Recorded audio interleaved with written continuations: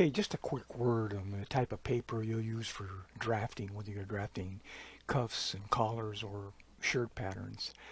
Uh, I'll tell you what I use, and I've used it for, I can't remember how many years I've used it, but I use 30-pound Kraft paper. And as a student starting out, you're probably limited on money. I personally use 36 inch, but you can get away with 24 or 30 inch. And a couple of places that you can look online to compare prices is uline.com and papermark.com.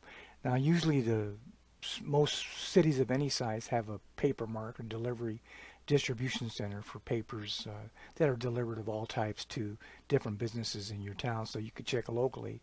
You probably could pick up and save on freight. But a 36-inch roll, for example, is probably $40-something plus freight. It's got 1,200 feet. It lasts you a long time. And when you first start out, like I said, you can start out with 24 inch. You can pretty well handle it manually.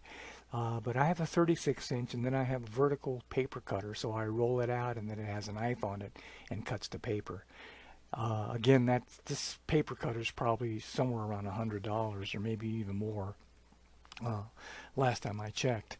So starting out, of course, you're trying to save money. You might just start out with the paper, and later on, if you're doing well, you can buy either a vertical or a horizontal paper cutter.